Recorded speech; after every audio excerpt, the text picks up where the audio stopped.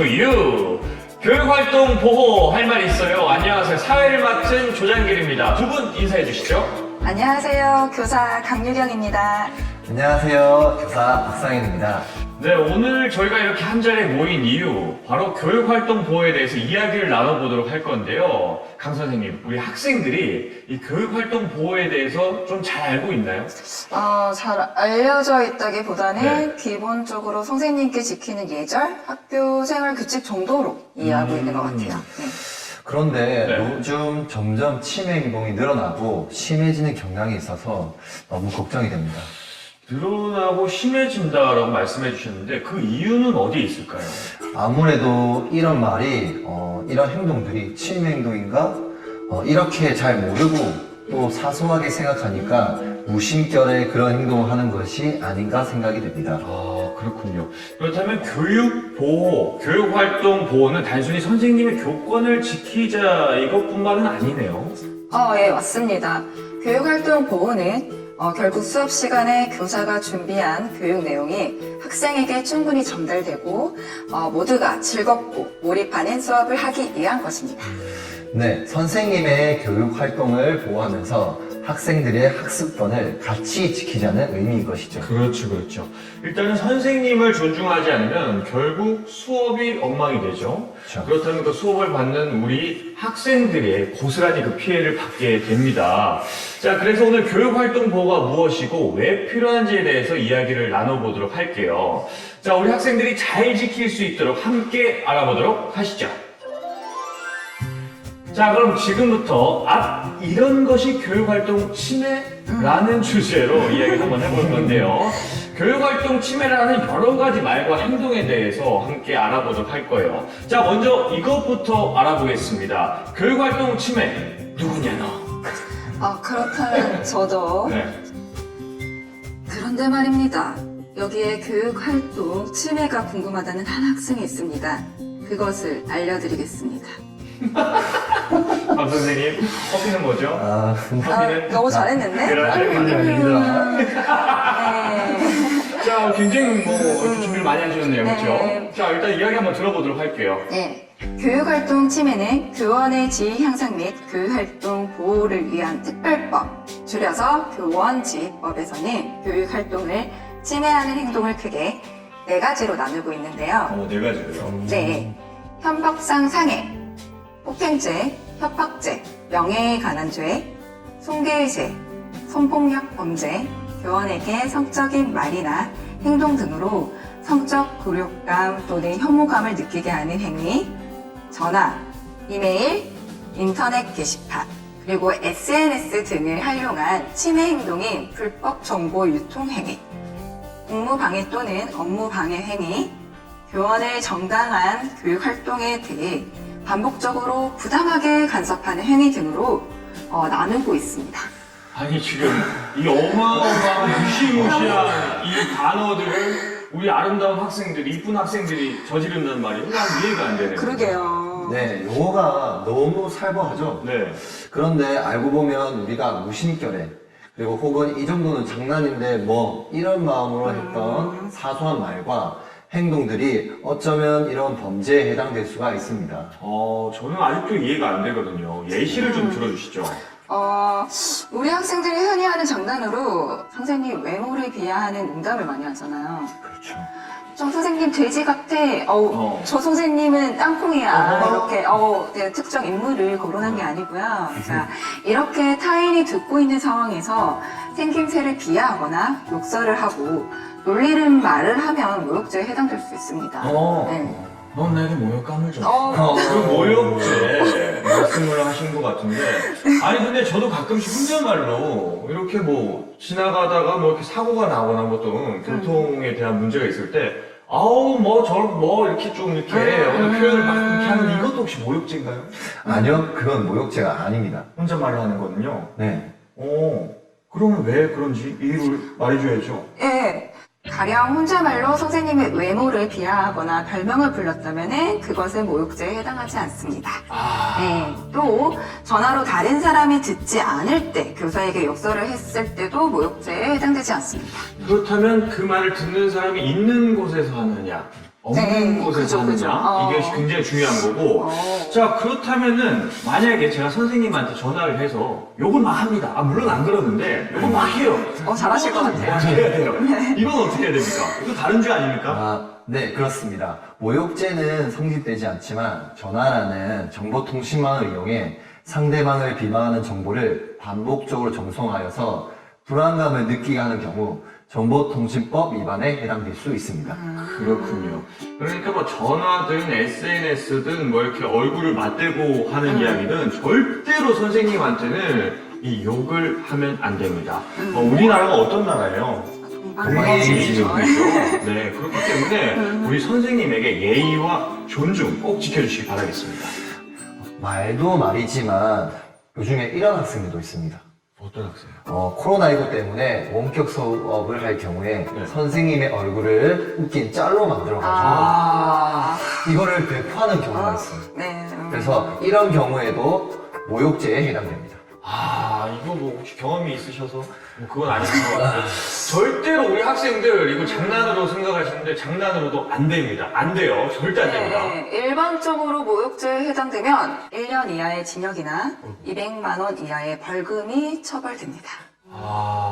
근데 오늘 이렇게 선생님들이 설명을 네. 잘 해주시니까 굉장히 귀에 쏙쏙 잘 들어오는 것 같은데, 자, 조금 더 자세하게 알고 싶다라는 욕심이 막 생겨요, 제가. 그래서 이제 다음 시간에 제가 좀 더 자세하게 알아보도록 하겠습니다. 자, 그럼 우리 다음 시간에 인사드릴게요. 여러분들, 안녕!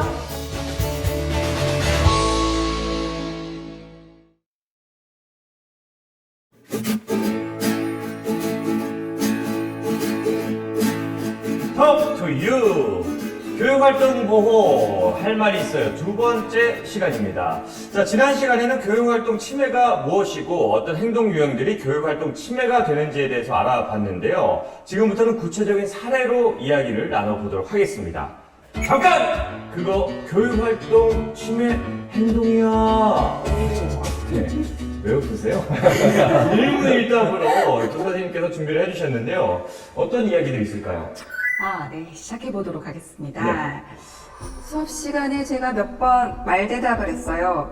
수업 시간이 너무 재미없고 딱 보니까 친구들도 졸려하는 것 같아서 좀 더 웃겨보려고 말대답 몇 번 했는데 선생님이 막 뭐라고 하시는 거예요. 막 화가 나더라고요. 제가 평소에도 화를 잘 못 참는 편인데 그날은 너무 화가 나서 선생님을 때릴 뻔했어요. 하지만 때리지 않았어요. 이 정도는 문제 행동 아니죠? 괜찮죠? 아니, 그것도 폭행이야. 때리려고 흉내만 낸 경우도 폭행이야. 선생님한테 야단 맞은 것이 너무 억울해서 선생님께 나쁜 소문을 낼 거라고 방귀를 조심하라는 문자를 보냈어요. 선생님이 겁을 안 먹을 것 같아서 선생님 자식들도 어떻게 하겠다고 문제에 같이 썼어요. 세게 보이려고요.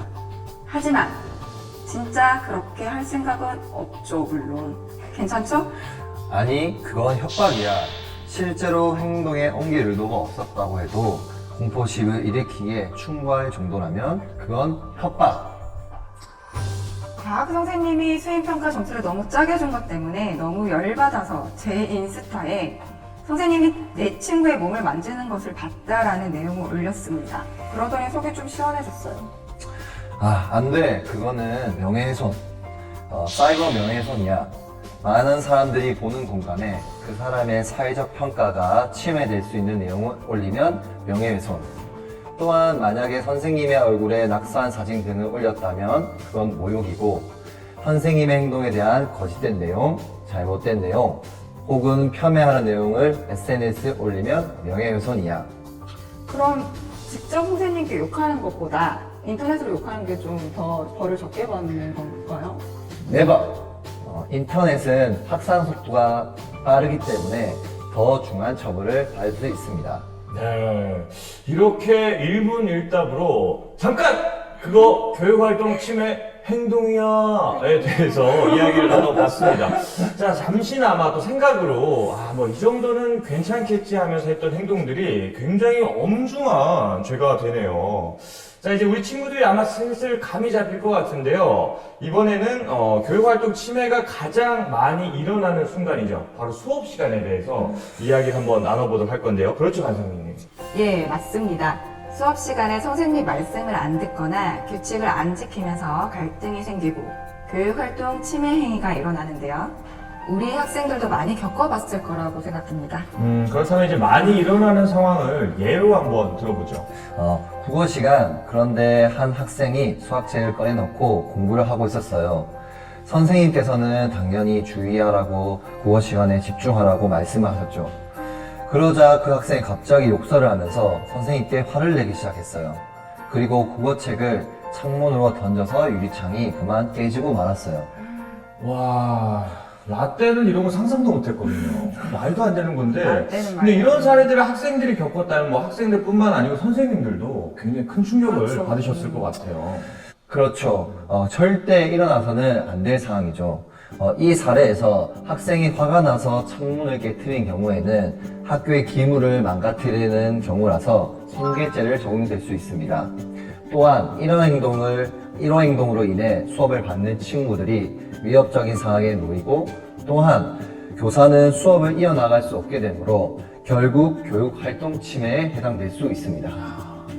그리고 수업 방해 행위가 지속적으로 또 고의적으로 일어나는 상황이라고 하면 교육활동 침해까지 이를 수 있습니다. 그에 따라서 학교 교권보호위원회에서 조치를 받을 수도 있습니다. 네, 학생들이 손괴에 해당되는 행동들을 하곤 합니다. 의자로 책상을 내려쳤는데 의자나 책상이 망가졌다. 아니면 교실에 마구 낙서를 했다. 이런 것들이 손괴에 해당될 수 있습니다. 또 이런 경우도 있어요. 선생님께서 교실에 흘리고 간 USB를 가져가서 숨기면 이거 역시도 손괴가 될 수 있습니다. 야, 제가 이거 사연만 들어도 제가 입장을 바꿔서 생각해보니까 정말 정신적으로 큰 타격을 입으셨을 것 같아요. 네, 맞습니다. 그런데 피해자는 선생님뿐만이 아닙니다. 사실 그 상황 속에 있는 모두가 피해자입니다. 욕설로 인해 마음의 상처를 받은 선생님뿐만 아니라 같은 반 학생들도 즐거울 수 있었던 수업 시간, 그리고 소중한 공부 시간이 이 사건 때문에 망쳐버리게 되는 것이죠. 아, 그러네요. 제가 그 생각은 안 해봤네요. 네, 우리들의 소중한 수업 시간은 수업을 위해 열심히 준비해 오신 선생님의 노력과 열심히 수업을 들으려는 학생들 서로의 존중과 배려로 완성이 됩니다. 그렇습니다. 소중한 우리 수업 시간, 존중과 배려로 우리가 함께 만들어가는 것입니다. 자, 다음 시간엔 선생님과 학생이 보내준 사연을 통해서 조금 더 자세히 이야기해 보도록 할게요. 자, 다음 시간에 만나요. 안녕!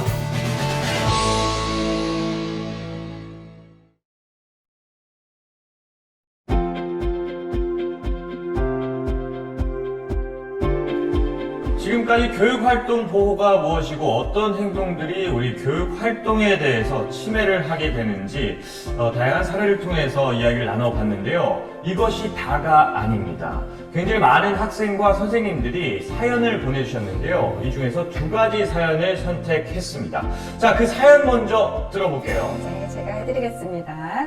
자, 안녕하세요. 저는 경남의 한 중학교에 다니는 2학년 학생입니다. 우리 반에 인기가 많은 한 친구가 있는데요. 그 친구에게 가면 야한 동영상이나 사진을 같이 볼 수 있거든요. 그런데 어느 날 보니 선생님 다리를 몰래 찍은 것을 보여줬어요. 애들이 난리 났죠.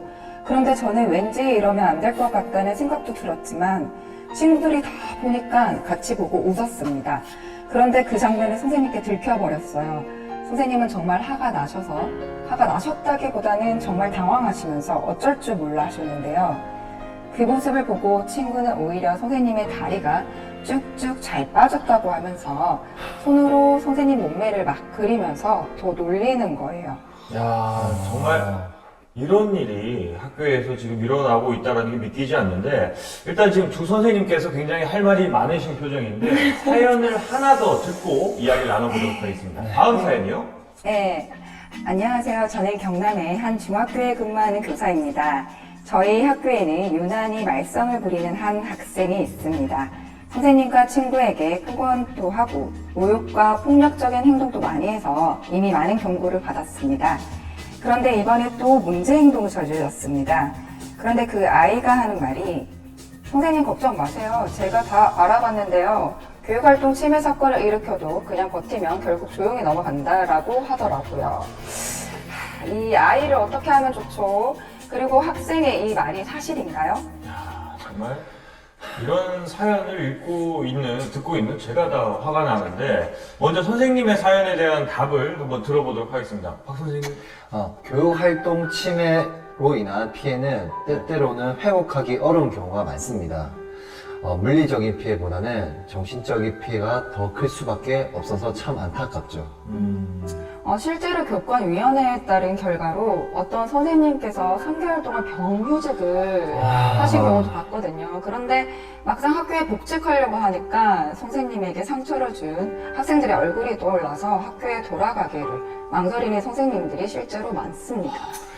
그래서 이런 예방 교육이 필요한 것이죠. 교육활동 침해를 한 학생은 학교교권보호위원회에 그에 상응하는 조치를 받게 됩니다. 만약 학생이 즉시 반성하고 학교의 교육적 조치를 따르면 징계나 처벌이 경감될 수 있습니다. 하지만 학교에 충분한 지도가 할 수 없다고 판단이 되면 경찰에 신고되고 재판에 의해서 처리될 수 있습니다. 그래서 그러면 수사 기록이나 범죄 전과 기록까지 남을 수 있게 됩니다. 이게 학교에서 일어난 일인데 학교에서 끝나지 않고 이렇게 심각하게 경찰 조사까지 받게 되는군요. 자, 그렇다면 이제 이 사연을 보내준 선생님의 대처가 정말 중요한 것 같은데, 네. 같은 선생님으로서 어떤 조언을 좀 해주시겠어요? 학생들이 보통 선생님의 말 한마디에 상처받듯이 우리 선생님도 학생들의 거친 말이나 행동으로 상처를 받게 됩니다. 우리 학생들이 이 점을 꼭 기억해 주셨으면 좋겠습니다. 하지만 선생님들, 학생들은 아직 미성숙자라는 생각을 하시는 게 중요하고요. 학생들의 거친 말이나 행동보다 그 이면에 숨겨진 욕구를 잘 파악하셔서 대화로 풀어가는 것이 선생님과 학생이 서로 상처받지 않고 학교 생활을 할 수 있는 방법일 수도 있겠습니다. 그렇다면 이제 명령과 지시보다는 이 마음을 전하는 것이 중요하다, 이런 이야기인 것 같아요. 자, 좋은 조언이 됐을 거라고 생각이 되고요. 네, 그리고 학생이 사연을 보냈는데 음란물을 보기만 했는데 괜찮지 않을까요? 라고 이야기를 나눴거든요. 그래서 이 자리에 그 학생을 직접 모셨습니다. 그래도 개인정보 보호 차원에서 저희가 블라인드 인터뷰로 진행을 하도록 할게요. 안녕하세요. 네, 안녕하세요. 네, 일단 오늘 직접 이렇게 용기 내서 나와주셔서 일단 감사하다는 말씀을 드리겠고요. 친구들과 있는 상황에서 어쩔 수 없이 보게 돼서 지금 굉장히 이제 걱정이 많은 것 같은데, 혹시 어떤 점이 가장 걱정이 되세요? 선생님을 촬영한 걸 보니까 죄송하고 죄책감이 느껴졌어요. 그런데 친구들이 다 같이 보고 있는데 저만 빠질 수가 없어서. 네, 학생과 같은 상황이 종종 있습니다. 이런 경우 성폭력 범죄의 처벌 등에 관한 특례법이 개정되어 불법 촬영물을 단순히 가지고 있거나 시청한 경우도 처벌받게 됩니다. 그리고 다른 사람의 신체 부위를 몰래 촬영해 유포하면 그 역시 성폭력 범죄 행위가 됩니다. 이 경우에는 교권보호위원회에 개최되어 강제 저작 또는 고등학생의 경우는 퇴학까지 당할 수 있어요. 또한 신상정보 공개 대상자로 지정되어 성범죄자로 주위에 알려지게 되고 경찰 조사 후 형사재판을 통해서 5년 이하의 징역 또는 3천만 원 이하의 벌금 등에 대한 처벌을 받을 수 있습니다. 근데 그리고 나서 그 친구가 바로 지웠어요. 근데 그러면 괜찮지 않을까요? 아닙니다. 삭제했더라도 이미 그 침해 행위를 저질렀기 때문에 처벌을 피할 수 없습니다. 네, 방금 이제 강 선생님께서, 이 두 선생님께서 말씀해 주신 거 잘 들었죠? 지금 학교로 돌아가셔서 친구들에게 다시는 절대로 그러면 안 된다고 반드시 꼭 알려줘야 됩니다. 아시겠죠? 네, 앞으로 주의하겠습니다. 그리고 선생님을 더 존중하도록 노력하겠습니다. 네, 사소한 행동이니까 이제 농담처럼 이렇게 뭐 친구들끼리 한 얘기니까 괜찮겠지라고 생각할 수도 있습니다. 하지만 결코 아니고요. 다른 사람을 존중하지 않고 해를 끼치는 말과 행동은 언제라도 인권 침해가 될 수 있다는 점 꼭 기억하시길 바라겠습니다. 자, 오늘 이런 생각을 가지고 이런 모두 존중하는 교실, 배려하는 교실, 그리고 다른 사람의 어려움에 공감하는 교실을 함께 만들어 가시길 바라겠습니다. 자, 이제 마지막 시간을 남겨두고 있는데요. 마지막 시간에는 교육활동 보호를 위한 조치와 예방에 대해서 알아보도록 하겠습니다. 그럼 우리는 또 다음 시간에 만나요. 여러분, 안녕!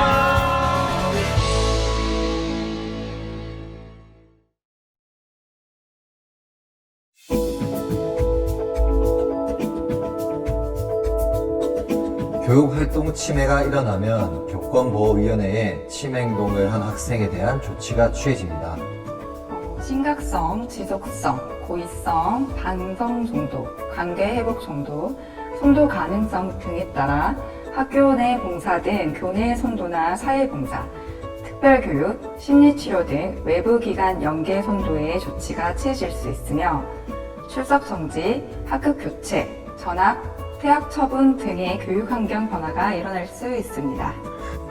또한 심각한 침해 행위는 법원에서 재판을 받을 수 있고 소년법 제32조에 의해 보호처분의 결정을 받을 수 있습니다.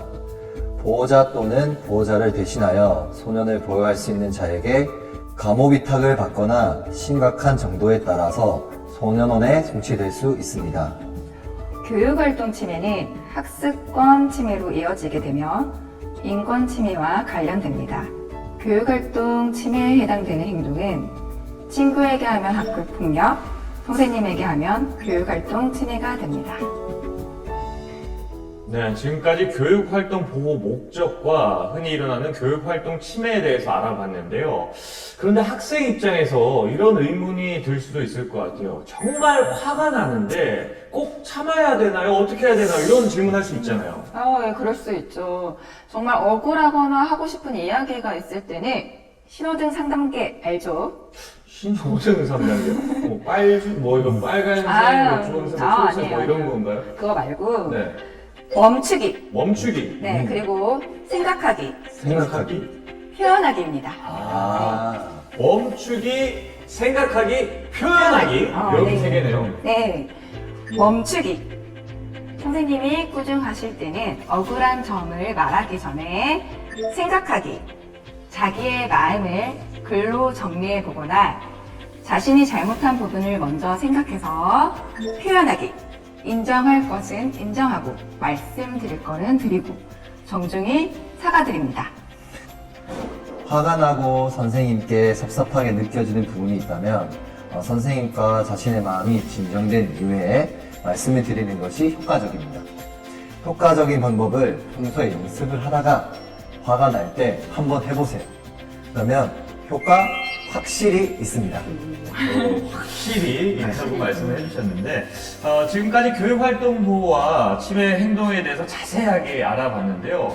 저도 이번 시간을 통해서 느낀 점이 있습니다. 교육활동 보호는 우리 선생님을 존중하는 아주 작은 실천이자 그리고 우리 소중한 수업 시간을 지키는 작은 약속이다. 이런 생각이 드네요. 네, 맞습니다. 선생님을 존중하고 공감하는 학생. 교육활동 보호를 이해하고 실천하는 학생? 우리 그런 학생이 될 수 있을까요? 그럼요. 그렇습니다. 이게 바로 경남 학생 클래스 아닙니까? 맞지? 잘할 수 있지? 잘 있습니다. 네, 이렇게 해서 톡투유 교육활동 뭐 할 말 있어요. 이렇게 마지막 시간까지 모두 만나봤습니다. 자, 그럼 저희는 이제 인사드리도록 할게요. 여러분들, 안녕!